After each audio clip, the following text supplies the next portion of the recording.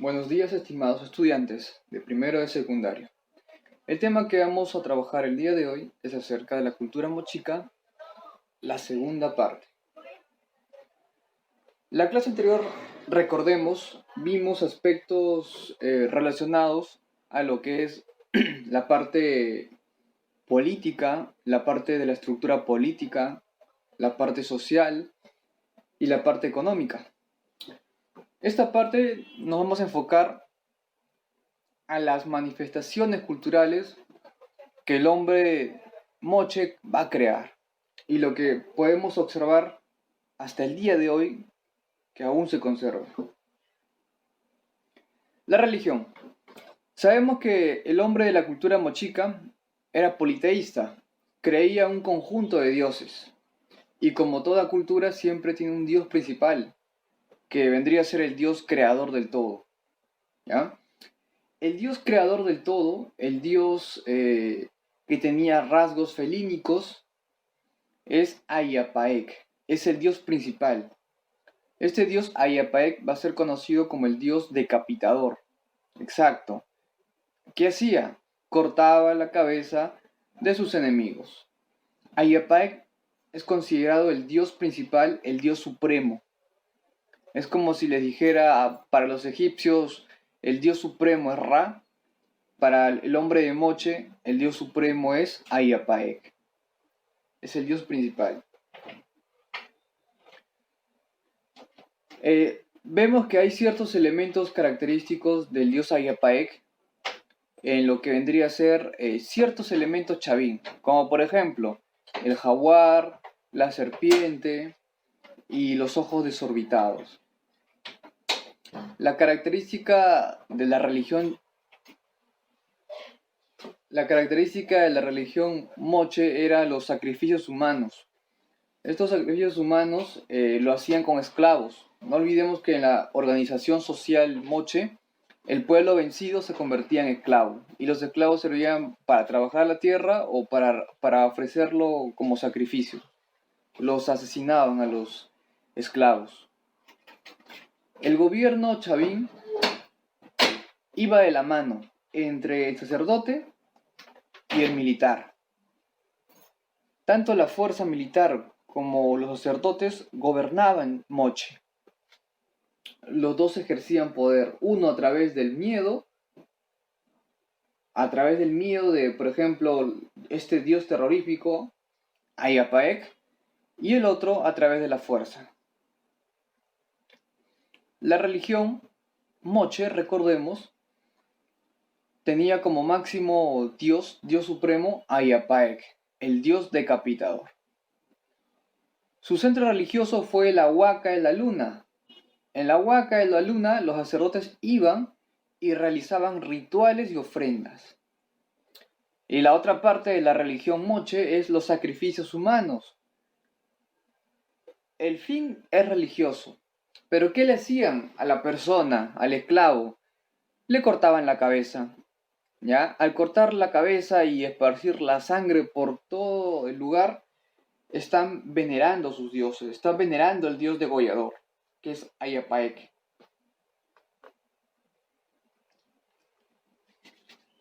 ¿Dónde podemos apreciar al dios Ayapaek?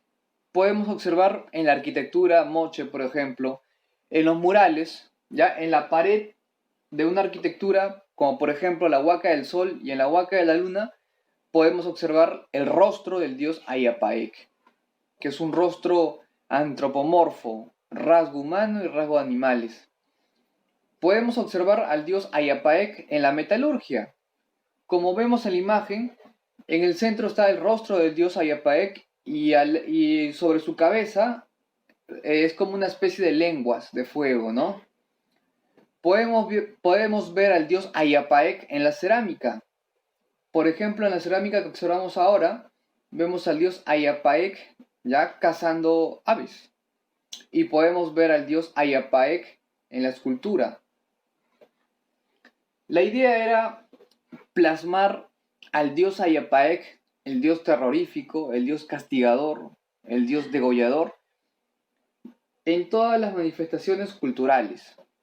La idea es que se quede en el subconsciente del poblador, que tenga miedo, ¿ya? Y haga caso. La cerámica. La cerámica es el fuerte, es en lo que resalta la cultura moche, en especial.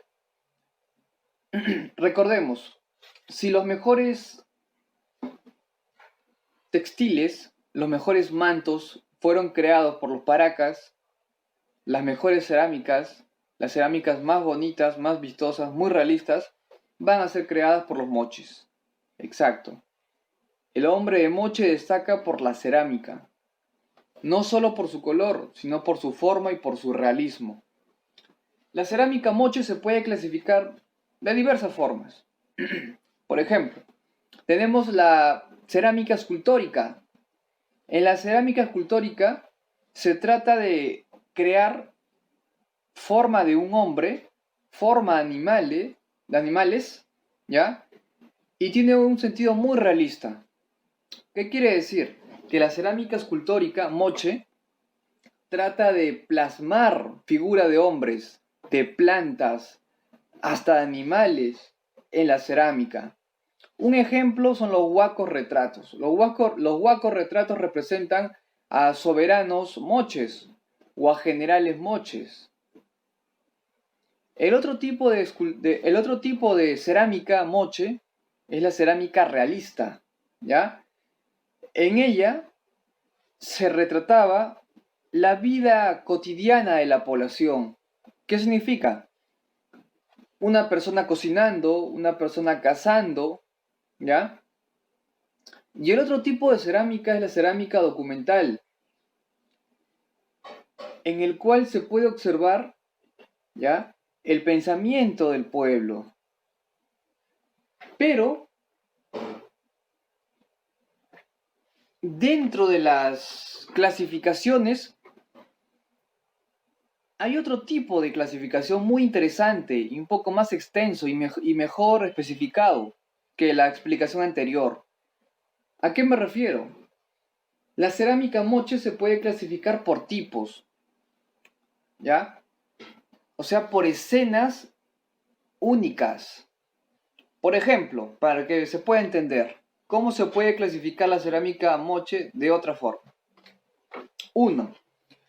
La cerámica moche se puede clasificar en cerámica de tipo cotidiano, o sea, personas cazando, personas cocinando en su vida cotidiana, ¿ya? Ese es 1. 2. También hay cerámicas de tipo vegetal, en el cual se ven productos vegetales, como por ejemplo el ají, la calabaza, la lúcuma, entre otras frutas y verduras. Tercero, hay una cerámica que es netamente animales, ¿ya? Cuarto, hay una cerámica que representa dioses. Es un tipo de cerámica de dioses. Quinto, hay una cerámica en la cual solo refleja tu rostro, que se va a llamar huaco retrato, ¿ya? 6. Hay una cerámica que representa solo enfermedades del pueblo moche, ya sea del sacerdote, de los generales o del pueblo. Se llama las cerámicas patógenas o los huacos patógenos. En los huacos patógenos podemos ver todas las enfermedades que el pueblo moche sufrió. Todas. ¿Y cómo sabes? Porque en la cerámica está retratada el rostro de la persona con la enfermedad. Y hay un séptimo, ¿ya? Un séptimo tipo de cerámica moche. ¿Cuál sería el séptimo? Los famosos huacos eróticos. En los huacos eróticos representan escenas sexuales, como es común en el pueblo moche. Pero estas escenas sexuales, ¿ya?, donde se le ve a la persona, al varón y a la mujer teniendo relaciones sexuales, representa la fertilidad. No es que el hombre de moche o la mujer de moche sean morbosos o sean exhibicionistas, no. Lo que pasa es que estas imágenes de escenas sexuales representan la fertilidad, ya sea la fertilidad en el varón o en la mujer. y tratan de reflejar eso en las cerámicas. Es por eso que en las cerámicas vemos todo tipo de estilos en la vida de una persona, ya sea a través de escenas de caza, a través de frutas o verduras que ellos recolectaban o en general. En eso resalta mucho, en el tipo de cerámica. Aquí podemos ver otros ejemplos de cerámica moche, en el cual se pueden ver animales, lagartijas por ejemplo, ¿ya? Se pueden ver pulpos, serpientes, arañas, camarones, aves, monos, todo tipo de animales que se pueden encontrar en la costa peruana. Todos estos animales y seres divinos, como dioses, también se plasman en la cerámica moche. Aquí vamos a ver otro ejemplo de cerámica, pero en esta cerámica aquí varía un poco, porque se ve personas siendo asesinadas. Se ve enfrentamiento entre los moche y otros pueblos. Se ve cómo el hombre de moche caza zorros y venados para su consumo. Escenas de guerra, por ejemplo. Todo tipo de pensamiento que tenía el hombre de moche, todo tipo, era plasmado en cerámica. Respecto a la arquitectura, ¿qué van a utilizar para construir los templos, los palacios? Van a utilizar el adobe y el barro. Van a utilizar mucho los murales con diversos colores. Van a utilizar también la piedra, ¿ya? Las piedras van a sentar las bases de la arquitectura moche. Si no tiene una buena base y está hecha de piedra, los templos no tendrían tanta estabilidad y tanta fortaleza. No olvidemos que la arquitectura moche se utilizó para crear templos, palacios y también para crear el pueblo, o sea, vivienda para el pueblo, que era una vivienda común. No tenía nada de especial. Hay tres tipos de arquitectura que no deben olvidarse. La arquitectura monumental. ¿Para qué es eso? ¿En qué consta? En la arquitectura monumental se crea templos ceremoniales, ¿ya? Lugares o zonas administrativas para la recolección de alimento. Ejemplo de arquitectura monumental, la huaca de la luna, la huaca del sol y la huaca rajada. El otro tipo de arquitectura es la arquitectura doméstica, exacto. ¿Para quién está destinado? Para el pueblo. Son casas comunes, pequeñas, para que el pueblo viva ahí. Y el tercer tipo es la arquitectura militar. En la arquitectura militar se van a construir grandes murallas y fortalezas. Van a mezclar piedra, adobe. ¿Cuál es el fin de la arquitectura militar?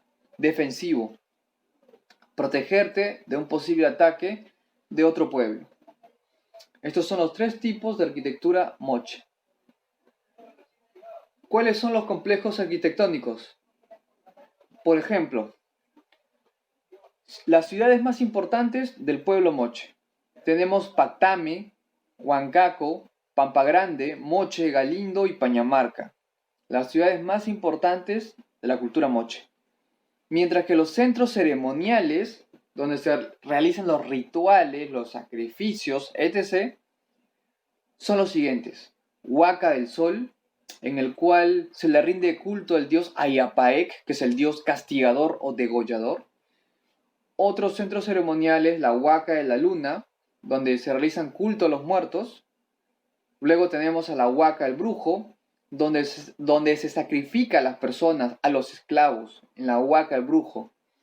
Luego tenemos Huaca Rajada, donde se encontró el cuerpo del señor de Zipán, el famoso gobernante moche, en Huaca Rajada.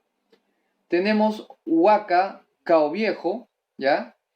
En el cual se va a encontrar la famosa Dama de Cao, en la Huaca Cao Viejo. Y al encontrar el cuerpo de esta mujer, ¿ya? Llamada la Dama de Cao, no simplemente es importante porque es mujer, es importante porque cambió la forma de pensar acerca del sexo de la persona, o sea, que los varones solo gobernaban, porque en casi todas las culturas pre-incas, el que dirige un estado, el que dirige el pueblo, es un varón.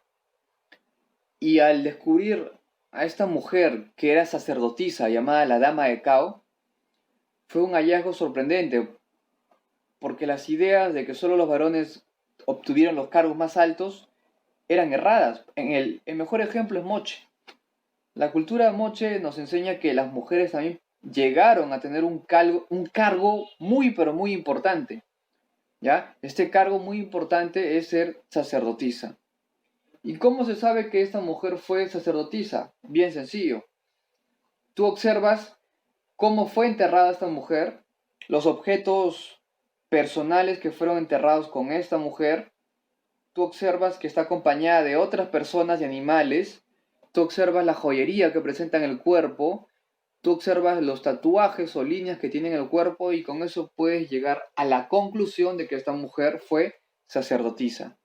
También fue gobernante, igual que, igual que el señor de Zipán. Bueno, aquí tenemos la huaca del sol al lado izquierdo, la huaca rajada y la huaca de la luna. Tiene la forma como una colina, ¿no?